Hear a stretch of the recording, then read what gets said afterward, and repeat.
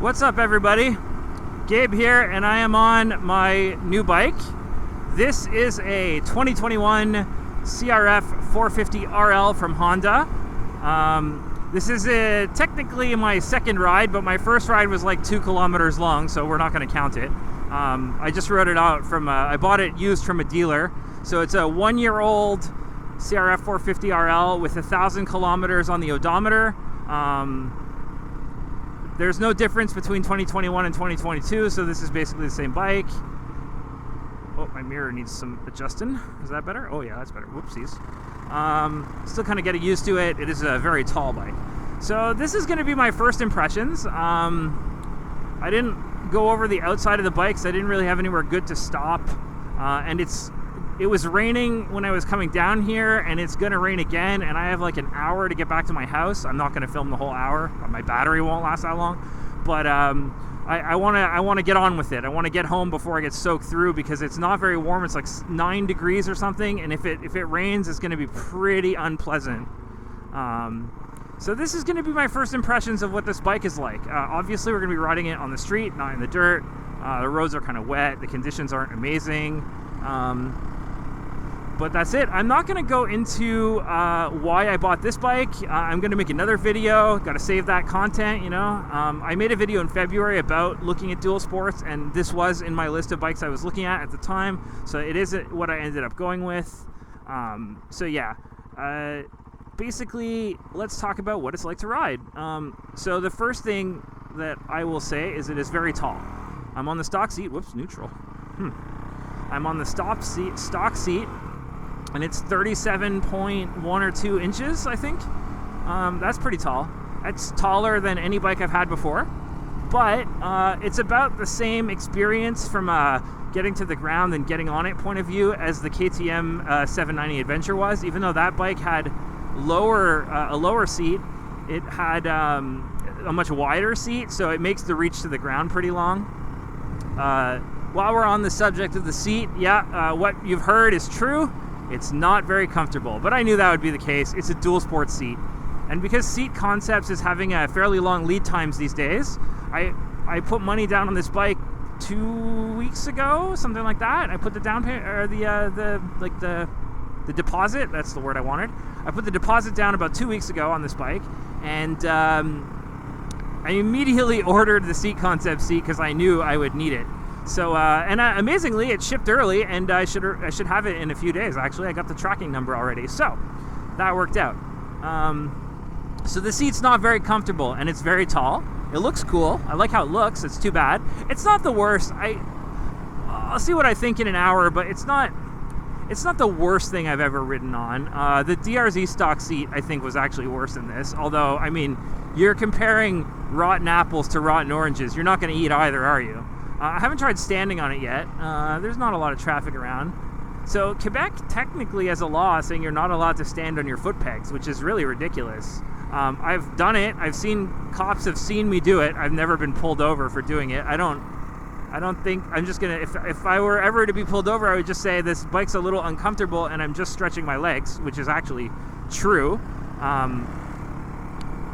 So yeah. The seat's a little rough, but I kind of expected that. I am not taking the most direct route home. I could, but I'm not gonna entirely avoid the freeway because I don't have 3 hours to get home. Like I said, rain is a concern today, but I'm gonna at least, here we're stopping for real. I gotta reach my leg down. I gotta think about it a little when I stop, you know? I want to do the dance to get to neutral. It's a bit of an effort. So yeah. That's the height. Sorry, I'm going on about it a lot because it's really the thing that I notice the most. The next thing I'll talk about is the clutch. It's pretty abrupt. I was expecting a bit more smoothness from it. It is a cable clutch, not hydraulic, but every bike I've had has been a cable clutch. Even the 790 Adventure was a cable clutch. People complained about that. They wanted the KTM to have a hydraulic clutch, but it was smoother, and the DRZ was a little smoother, and I don't know, I find it's a little bit abrupt, the engagement. It's not bad. I'm going to get used to it pretty fast. Probably by the end of this ride, I won't even notice it anymore, depending on how much traffic I encounter. But yeah, it's okay. I'm also not going super hard in the corners. I have no experience with these tires. They're Pirelli Scorpion MX possibly. They're road legal. They say they have a DOT label on them. I don't know. They don't look crazy aggressive. This bike also came with basically a brand new TKC 80 rear tire, which is interesting. TKC 80s are pretty nice tires for kind of off-road use. So I might get a TKC 80 front. That's something I'd consider. I've also considered going more of an aggressive dirt tire since this is a dirt bike, but I haven't decided that yet. For now, I'm going to use these Scorpions that are on here and see how they go, and you know, get used to them. Wow, the river's really high. I used to live around here, so I don't live anywhere near here anymore, but I'm from this area. I used to come hang out here when I was a teenager. There's parks around here we used to come hang out as with our friends, and the river is really high, but I guess that makes sense because it's April. So I have not hit the infamous flame out issue yet. Obviously this bike is stock, so stock ECU, stock exhaust, and I know that in 2021 the RL, they claim to have fixed some of the throttle and flame out issues and the throttle issues, but most people say that they don't notice a difference. Most people have tried it, so I'm thinking that it's probably not fixed at all. And the throttle is abrupt. It surprised me a couple of times already. It is pretty abrupt. On the street, I don't know if it's the end of the world. Again, let me find a traffic jam and let you get back to you about that. But on the dirt, I could definitely see that being a problem. Anytime you need finesse, an abrupt clutch combined with an abrupt throttle is sort of like, yeah, that's kind of a rough combination there. So definitely I can see why people don't like that. Now, I'm going to be up front. I expected that, and I budgeted when I got the bike for the ECU and an exhaust. So I've never done an exhaust upgrade on a bike I own before. I'm not big on the sound thing. I like quiet. I find this bike is fine, the sound right now with the stock stuff on it. It sounds okay. I got no problem. I like quiet, but I want smooth, and especially for a dirt bike, I want smooth. So I ordered the FMF Q4 exhaust with the FMF Mega Bomb header, both for the CRF450X, which, because they, you know, for I guess liability reasons, they don't want you to put that non-road stuff on your road legal bike, but it is compatible. And I got the Vortex ECU.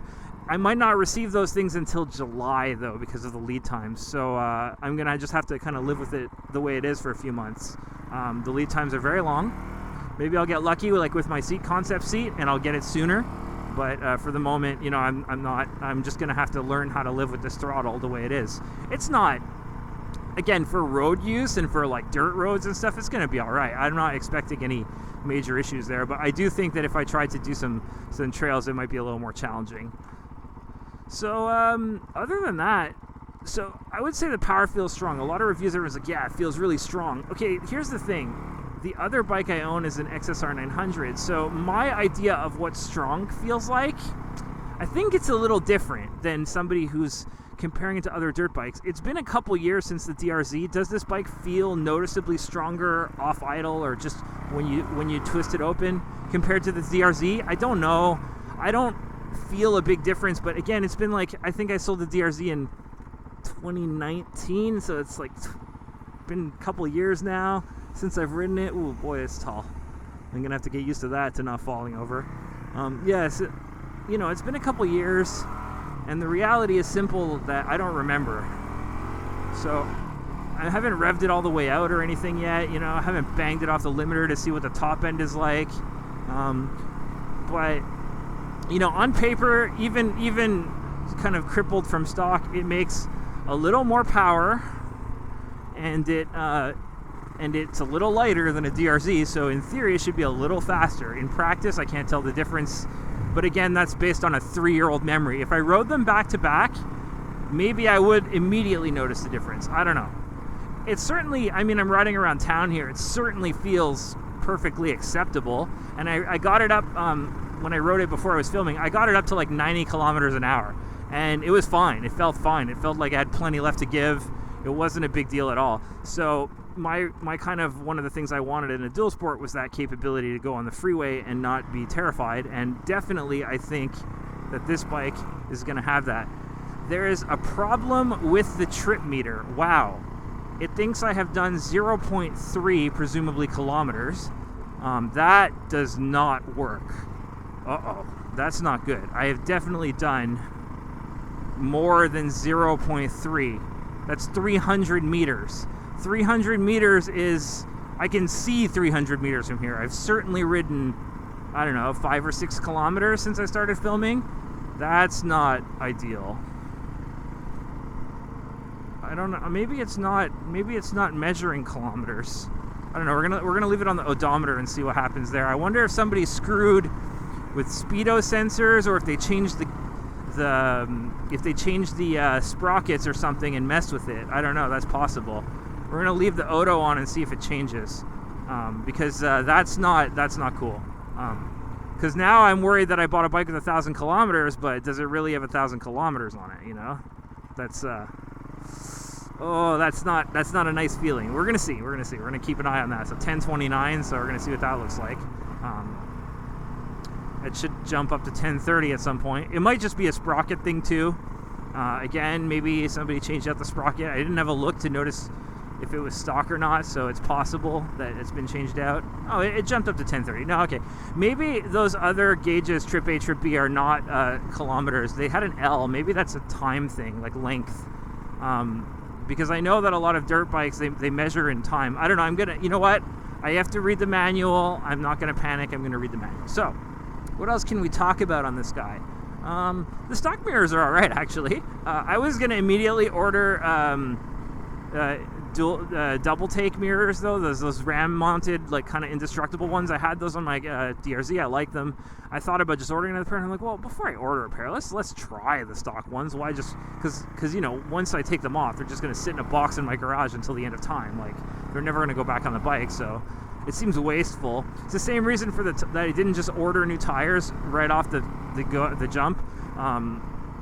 Like, these tires are probably fine, and if I take them off, I'm never going to put them back on again. So it seems like it would be better to use them first and then change the tires. I don't know. So this is an interesting thing, actually. This is a metal grate bridge. These are not fun. Let's see how smooth this feels. Okay, it feels about as gross as it does on every bike. It's a very short metal grate bridge. It's a good test without really crapping your pants. I've gone over like several 100-meter long ones at higher speeds, and oh man, I'm not a fan of those. But no, that one's not bad. So that's okay. The bike still got some growl to it. Oh, we could talk about the brakes. Okay, so the brake pedal position for the rear brake is really weird. That's going to take a minute to get used to. I don't know. It feels like it's close to the foot peg, like really close. And I can kind of tap it in a weird way. I don't know. I'm sure I'll get used to it. It just ergonomically, it feels strange to me a little. The front brake is not especially strong. I mean, it stops the bike, but obviously, but that's what every reviewer says. Oh well, it stops the bike. Yeah, it better. Otherwise, I don't think they'd be allowed to sell it. But yeah, it doesn't have any bite. It doesn't have any real feeling to it. My God, this thing is so tall. It's gonna take some getting used to. It doesn't have any real feeling to it. It's super soft feeling. I don't know.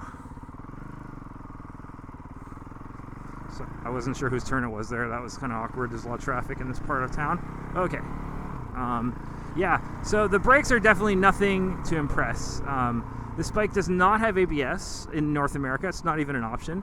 I'm going to go on a limb and say that probably isn't going to matter too much, because you're not going to end up in a situation where you're slamming the brake and nothing's happening here, because, well, it's just not that strong to begin with. There's a lot of trucks coming. Oh, there's a third lane? Okay, I guess I can use it. Or I can just wait. Yeah, this guy's going to use it. Okay. I haven't been here for a while. I grew up, this is the town I'm from. This is Chambly. I grew up in this town. I lived here for, I don't know, 20 years or something. But I've forgotten some of its nuances, so I don't drive down here too much anymore.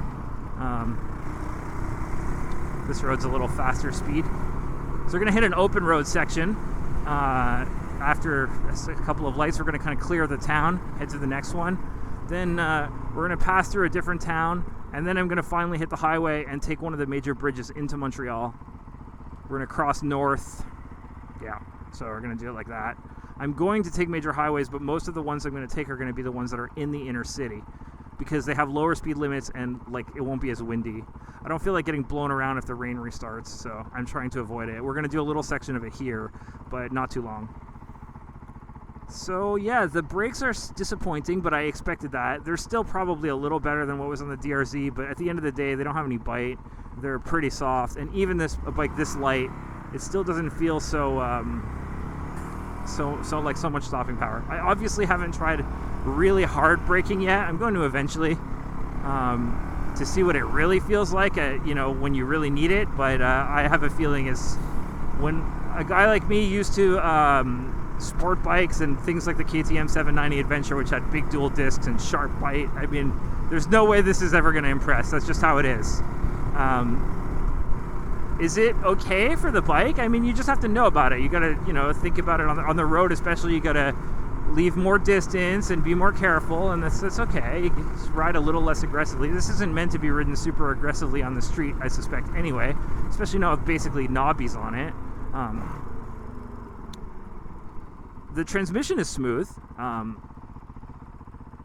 embarrassed to say, though, my XSR has a gear position indicator, and so did my KTM, and I haven't ridden a bike without a position indicator for a while, and it occurs to me that I have to what gear am I in? I have to think about it. It's embarrassing. I shouldn't have to do that. I didn't used to have to do that. Had plenty of bikes with no indicator, So it's been a little scratched up. It's not a big deal. I'm replacing the tank too, of course. I'll be putting the IMS 3-gallon on there because the stock tank is just too small. So obviously I do intend to create a lightweight adventure build, luggage, comfortable seat, new tank, the core 3 things. I was going to do those mods on any bike that I was going to buy in this category. Any dual sport bike was going to get that treatment. You always need luggage. You always need a nice seat to sit on because no dual sport comes out of the factory with one. And you need more gas because they all have tiny tanks for competitive reasons to keep the weight down. So that I knew I was going to do, and so those expenses are pretty much the same on all the bikes. It doesn't matter if you're buying this one or the DRZ or the KLX 300 or the 690 Enduro R from KTM or whatever you're getting. It's kind of got the same problem. So yeah. So this bike has an aggressive maintenance schedule. I'm sure if you've seen any videos about it, you know that already. It needs an oil change according to the manual, every 1,000 kilometers, and this bike has a hair over 1,000. Oh yeah, you know what? That kilometer. I know how far I've gone since I looked at it last time, and I think the sprocket's been changed. I don't think that this, I don't think it's right. I think the sprocket's been changed because it's going up, but it's going up extremely slowly. Yeah, Trip A says 11 kilometers now. Trip B says, okay. That means the fuel averages are going to be all messed up too, though. Because I'm assuming it uses the speed to figure that out. Oh, man. Okay.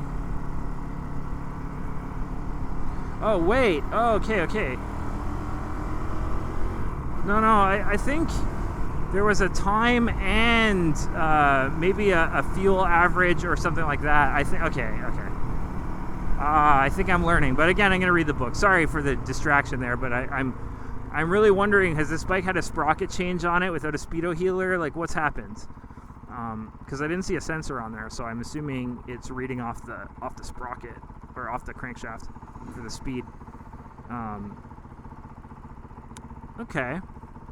So yeah, feels pretty good. I mean, the weight feels nice. It's super light, and it feels light. I just wish more than just my toes would touch the ground.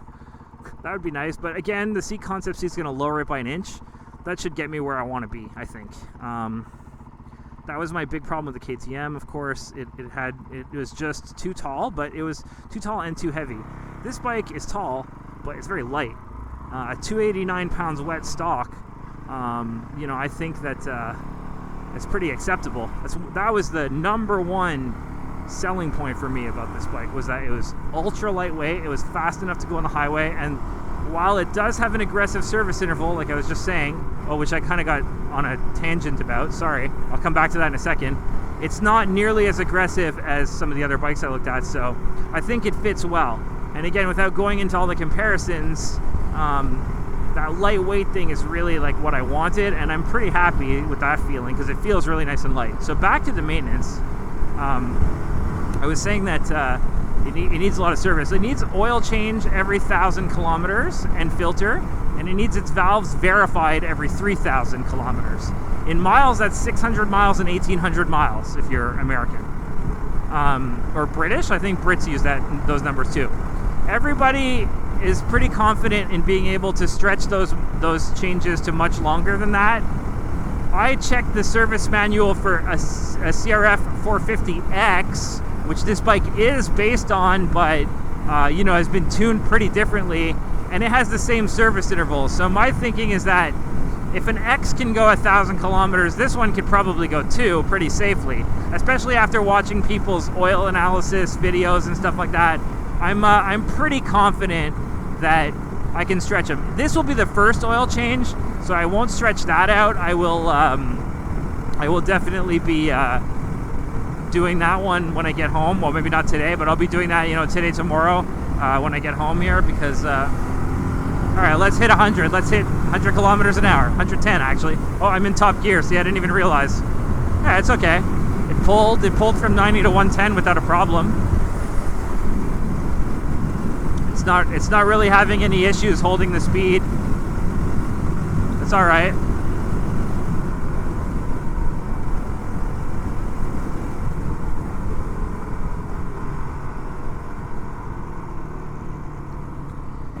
So yeah, like always, these first ride videos are always like super kind of messy and like not well thought out, because I don't know what I'm going to say until I ride the bike, and I haven't ridden the bike until I ride it for the first time, and this is it. This is me riding it for the first time. I'm just trying to think of my impressions here, but I mean, it feels like a dual sport. It doesn't feel wildly different to me than my memory of the DRZ. This is in my head kind of what the DRZ felt like. It's vibrational, it's very direct. You feel a lot more than you do on a heavier street bike. There's less, there's more vibration, but there's more, even with the suspension and all how big and plush it is, you still feel everything. It's not painful, it's not rough. Actually, the suspension feels really nice. I hit some holes before and it's like, was that a pothole? Like, no big deal, which is good here because there's a lot of potholes. But yeah, it feels good. So in that regard, I think that it's kind of a winner, The suspension is that's another reason to buy this bike, is the very high quality suspension. What will it be like off-road? I don't know. I don't know when I'm gonna have to find some trails. It's still very muddy here, so it might be a little bit, but I'm gonna definitely bring this thing off-road and film and see what it's like. I'm hardly a pro off-road rider, but and I certainly can't use this bike to a fraction of its limits, but I still think I can have some fun puttering down the trails, which is the idea. So I think I'm gonna basically end it here. I've rambled on for a while, and there's gonna be a lot more wind noise from here on out as I take some higher speed sections and go through the city, and then make my way home, hopefully before I see some blue in the sky, so maybe it won't rain again right away. I don't know, we'll see.